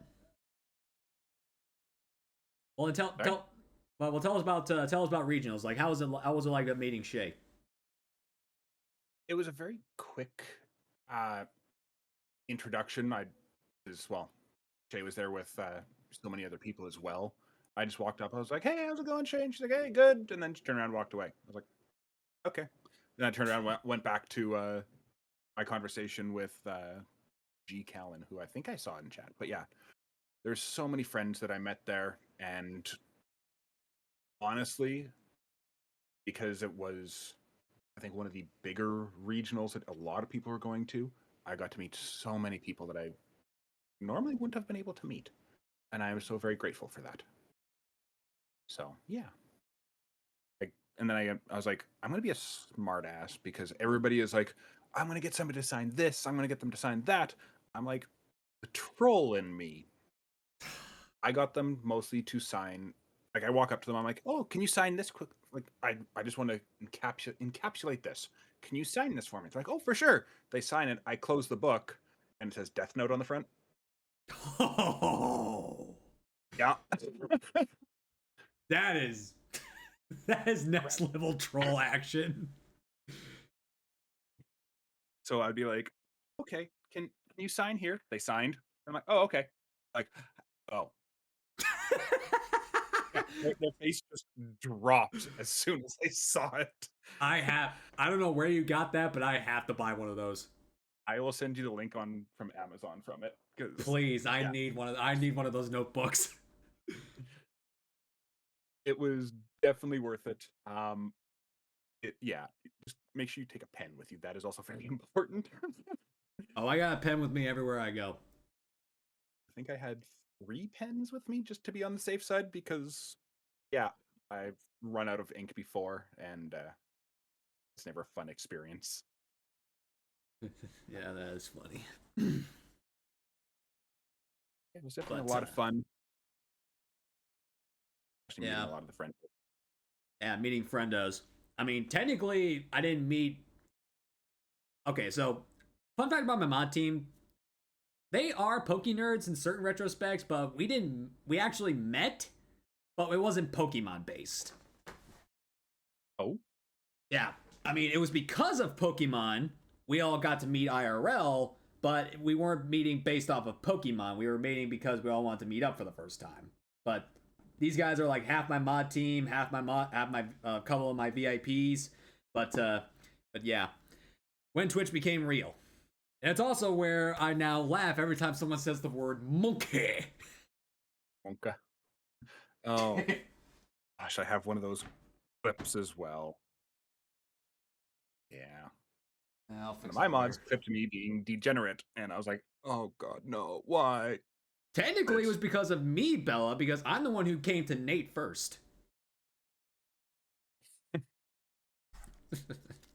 But yeah, meeting people IRL based off of like doing this stuff is like super great. Like, there's no words to describe it to be real. It's just that there's no words for it. It's just that whenever you experience this stuff, it's like, wow, man, these are feelings I've never felt before. This is amazing. Oh yeah. I think I've only met 2 of my mods IRL. That's because I was in one of my mods was getting married, and I was invited to the wedding. Also, where I got the bow tie from. Glad you have it though. Yeah. I was like, how can I take? I don't want to buy a bow tie, but I'm like, wait a second. I was given a bow tie.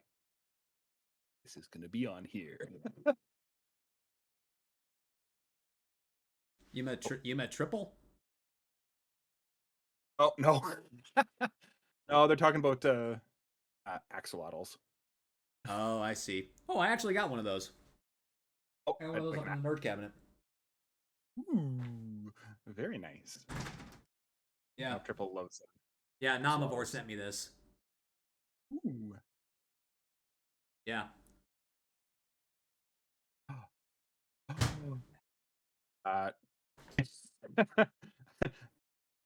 Lock your door. Triple might come try to steal it. In Tennessee, there's a thing called Stand My Ground, so I'm, no way. That is fair. That is definitely fair. But technically, stand your ground's in pretty much everywhere, but, they'd like to enforce it in this state. Yeah, that's what I heard about Texas too, but Texas is even worse. Well, that's where the wedding was. Okay, I didn't know that. I apologize. Yeah. I was definitely out of place there. The Canadian, I'm like, it's warm. They're like, it's cold. I'm like, it's warm. I don't like it. Dude, I lived in Michigan for 20 years. I was like your neighbor, so I know what it's like to be cold. Yeah. Well, I actually, to be fair, I don't know the exact scope because I get I get hate comments all the time from Elisa, who's my mod, who lives in Canada, that I don't know anything about cold. It can get to minus 40 here without the wind. And for anybody that knows, see, minus 40. As I stated, Elisa's saying I don't know the cold. Yeah. Dr. The Stone's taller than you. It was taller than me. Oh god. Oh, we're getting off topic, and I love it. Yeah, nothing wrong with vibing and hanging out, right? Like that's. Yeah, like I said, that's all this is about. It's all of us just rocking out, being nerds, and everything else in between. But before I forget this last topic, let's get to it. Pokemon news. So we talked about it we vaguely talked about it, but the Indigo disc. We finally got the release date, December 14th. What is up with these midweek releases? Like, they used to like put these DLC releases on the weekend and whatnot, or at least on Friday. Why Why not before the weekend? Why before the weekend? We're working people. We gotta work. Yeah, I don't know. I'm also kind of ticked off about when I paid for the DLC.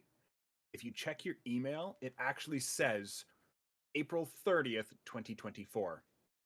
Okay, what? That's Yep, news to me. I actually took a picture of it and I'll actually send it to you. Send that to me. There. Fire it off. There we go. Yeah, when I saw it and then they're like, winter 2023. I'm like, but the email says April 30th, 2024. How does that work? Yeah, that doesn't work at all. But I didn't share more because it kind of doxed me, so.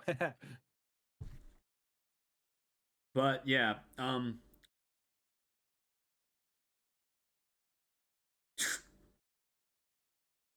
good glory, damn! Look at that. Geez, my camera won't like autofocus on it, but yeah, that says April 30th, 2024. That is some shit.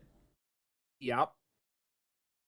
But anyway, so what are you excited for the most with the upcoming Indigo disc? What are you excited for the most? Starters. Stars. I had a feeling you'd say that.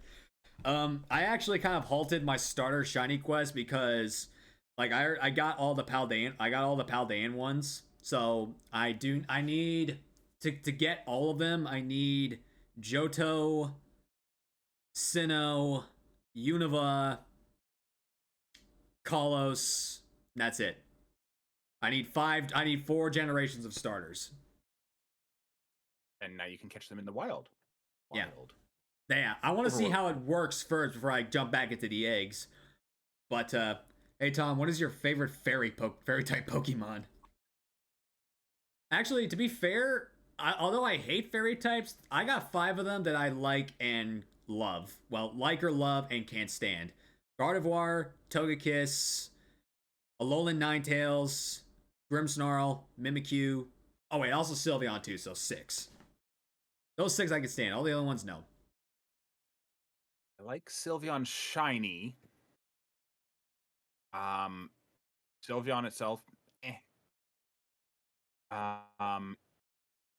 Grimmsnarl is definitely up there. Grimmsnarl is very based off of the Brothers Grimm fairy tales, which I absolutely love. Also has Grimm with 2 M's. But probably my favorite fairy would probably be Dedenne, just because of the anime. Trix will like you for that. He loves electric rodents. And it's my favorite Pika clone, too. Chocolate Mouse. Yes. I was very excited when I got mine in Scarlet. I was playing. Yay. I think. Yeah, Scarlet. Yay. Yeah, the starters I'm looking forward to. What did Ash catch his Totodile in, if you remember Allure Ball. correctly? That's upside down. Yeah, Allure Ball. I have my Allure Ball. I have my Totodile plush, if you can see its head poking up right there. Yeah, I see it. I have to keep resetting to get a Lure Ball because I used it on Walking Wake. Ugh. But I'm going to the colors match. I have to try to get at least another Lure Ball before the 14th, so I can try to catch shiny Totodile in a Lure Ball, which would be phenomenal. Have you gotten the chance to get a shiny Duraludon yet to transfer in? Yes, I have actually. I think I remember if I think I Masuda it before I actually started streaming. I got mine through DAs. Ooh. This is definitely lucky then, for sure. Well, I wasn't hunting for it in DAs. I just got it randomly, so. But yeah, I'm ready for our Chaladon. I'm waiting to see. I'm just waiting to see what the Edgelord kid looks like. and also to prove once and for all that the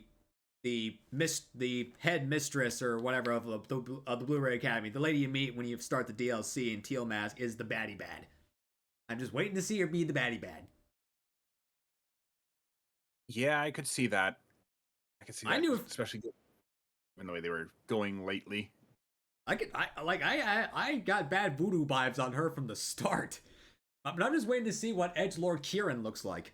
I just can't wait to see how this kid's going full-blown Edgelord.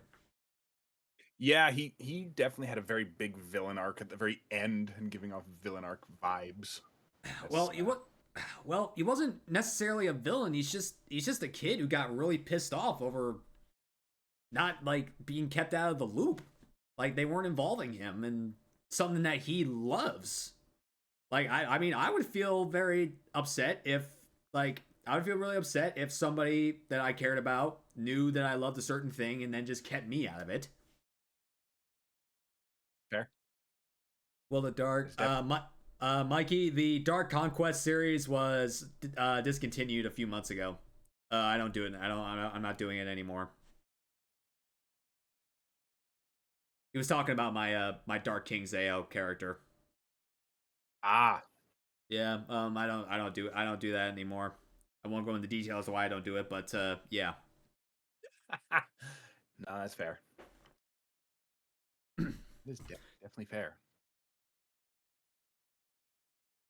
But yeah, I'm definitely for the new DLC. Hopefully, it does something similar to what the Crown Tundra did to Sword and Shield. I'm also waiting to finally understand what the hell this. I choked on my water. Oh my god! Holy shit! Which, sorry, you cut out. Yeah, my earbuds, if I touch them for any reason, they play whatever media is in the background. Oh no. Oh yeah. No. Yeah. So yeah, I apologize for that, guys. My earbuds are stupid. But I was about to pull this up. So this isn't really Pokemon news, but I found an article stating like what Pokemon would be the best indoor pets, and I want to see what this list is. There we go. Yeah, 10 Pokemon that would make the best household pets. I want to see if we can agree on these. Eevee? Yes, I would love to have an Eevee. Let's see. Yeah, it'd be very, very scary though, for example. Yes, I would love an Alolan Vulpix. Yeah. I'm not a fan of, well, actually I was going to say I am a fan of ice types, but I do love I got mad love and respect for Alolan Vulpix. I Let's Go traded shiny hunted one of those. Just under odds at 4,041. Yeah, I don't have the patience for that. I did. Furret, not the biggest Furret fan, but I can see why people would love this. It's a weasel. Heck, my buddy Strix has a weasel. It's big and fuzzy, and isn't the thing like 6 feet tall? I'm not sure. Looking it up.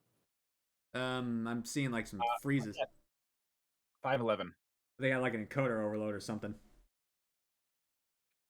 Yeah, so it's a 5'11" fluff ball. Yeah, they got like a. Sorry, I had like an encoder overload or something. All right, okay. back to where that was. Yes, I would love to have a Skitty. I would love a Skitty. That was definitely something. I'm surprised that they did not have a no fairy typing for that one. I do not want a squirrel. Keep that squirrel away from me. You don't like Squirrelvet? No, Cincino. Oh, yeah. That's not. No. That is a chinchilla. To me, it's a squirrel. That's fair. God, why? Who would want to like? I get why artists would want them, but why would a regular person want a Smeargle? No. Yeah, no. Yes. Give me a big boy Arcanine. Give me that. Let me ride. Let me horse ride that thing all the way around town. Which type of Arcanine though does it say? Just the regular one. Okay, because the stream is just a little bit delayed for me. Yeah, just refresh. I had like a few frame drops. But yeah, yeah, who wants a Pidgey? because just Pidgeot. But also, people like their birds. Oh like the man, bird. I would love a Bulbasaur. I would love to have a Bulbasaur. I would personally like honestly, going back to favorite fairy type, Dedenne. Why? Overrated. Overrated. I don't want a Pikachu. No, I'd rather have Dedenne because it's more adorable, and it can still help with electricity if your power goes out. Yeah, indeed. All right.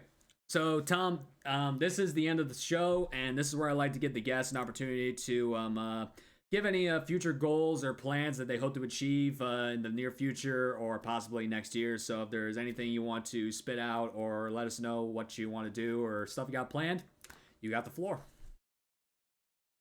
Just keep doing the same thing I'm doing right now. My plan is though to start uploading more on other social medias like TikTok, YouTube Shorts, all that other fun stuff as well. But other than that, it's just keep doing the same thing.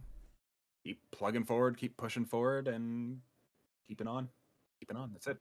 Keep it on, keep vibing. I can understand, appreciate that. That's pretty much my plan too. I mean, I do got a new Nuzlocke coming up next week, the Ultra Sun Randomizer Nuzlocke. Ooh. I also got a new mystery series I'm going to launch off the ground on Sunday next week. I have yet to tell anybody about this. It is Pokemon related, but it's something I have not played yet. So I'm a little scheming going on. But yeah, the only other thing I got really planned is to, I mean, it's a kind of a stretch at the moment, but I want to try to get to 2K followers by the end of the year. I want to try to at least break 1,900 by my birthday. So if anyone wants to help me out, hit that follow button. It's free. And also, if you guys have not yet done so, because we've been posting his name all day, please follow DragonTamerTom. Please follow DragonTamerTom. If you're not already. Who's that person? They sound like a scrub. What? Me. What is that? No, I'm kidding. What does that mean? Man. My mods are some of the biggest trolls ever. You're talking to a man who had their mods sent them a chocolate-covered onion, dude. You think you got trolls? Some of my mods clip me being slightly degenerate, and they're like, "Hey, we're gonna immortalize this forever." I'm like, "Oh, why? Why?" There are so many quotes of bullshit I have said that it's unreal. Yeah. Well, I think I don't remember if I shared it directly with you, or if it was in the pokeNERDS Inc. Discord. But it was that one where Turbo resubbed. Yeah, actually, as an honor to him, can you link me that clip? Can you link me that clip so I can play it here? Ironically enough, it's just in the general chat. I know it's right. Actually, yeah. Just this is gonna look funky for a second, so bear with us.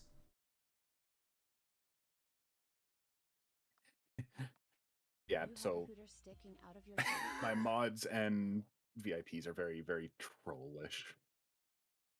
Yeah, I wish that for stuff like this, I wish I had a third monitor. Oh. Yeah. So yeah, watch this, guys. You have a hooter sticking out of your shirt. That's tis the true 94 cap of the true 94 snow miser. Yeah, it's hard to hear that because of the how low that volume is on there, but I'm not expecting that.